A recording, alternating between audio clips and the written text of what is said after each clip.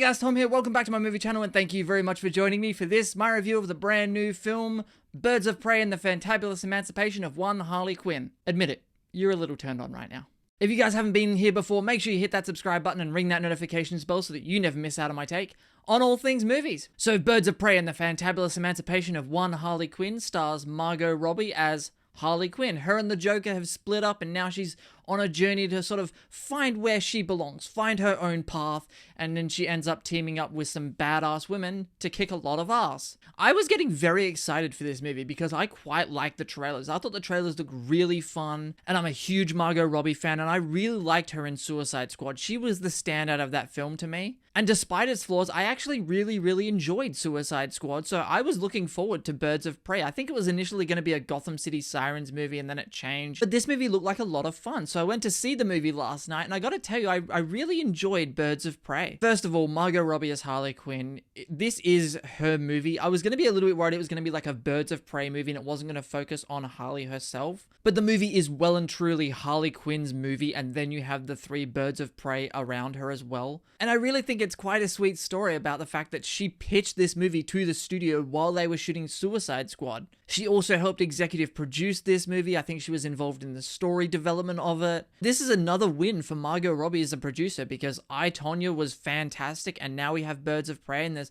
I'm really excited to see what else she's got coming down the line. Also, the humor in this movie is on point. This movie is very R-rated. It's very violent. It's very funny. There's a lot of language, so this isn't a movie to take your kids to. But the film definitely earns its R rating, and you can really tell watching it that this movie took a lot of inspiration from the first Deadpool movie in particular. And I don't mean in terms of storyline, but I think in terms of tone and humor and the way this movie is structured, you can tell it borrowed a lot from that first Deadpool movie, which I do think was the correct approach. And I do think in a lot of ways that worked for this movie and worked in this movie's favor. But similar to the first Deadpool movie, Birds of Prey tells this story in a non-linear fashion in the sense that Harley Quinn is your narrator throughout the movie. There's a voiceover throughout the film, and she does what Deadpool does basically, is she'll start out telling the story in present, in what's going on currently, and then she'll jump back and she'll have to explain something or someone that's popped up on screen, and she'll narrate their backstory, so it'll flash back to 2 weeks ago or 4 days ago. And whereas in the first Deadpool, that worked really smoothly and really well, and it didn't affect the pacing,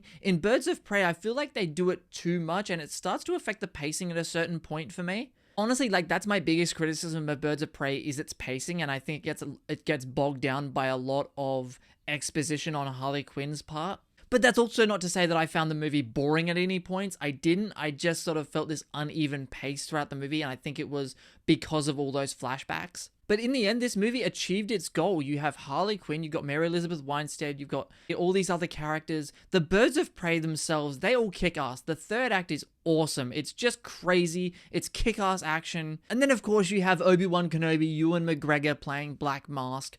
He was fan-frickin-tastic in this movie too. So honestly, look, I know this movie's getting some mixed reviews and people aren't enjoying it, but Birds of Prey gets a thumbs up from me. I really enjoyed this film, and DC is on one hell of a roll right now. Between Aquaman, which I really enjoyed, I wasn't a big fan of Shazam or Joker, but hey, at least I can see DC is on the right path. They are making movies that are working, that are making money, that the majority of people are loving. Birds of Prey is another win for DC. I'm looking very much forward to Wonder Woman 1984. This might be the first year ever that I'm looking forward to DC movies more than I'm looking forward to Marvel movies. So that'll do it for this review, guys. Have you seen Birds of Prey? If you have, make sure you jump down the comment section below and let me know your thoughts. Also, hit that subscribe button and ring that notifications bell so you never miss out on my take on all things movies. My name is Tom. Thank you very much for watching, and I will see you guys next time.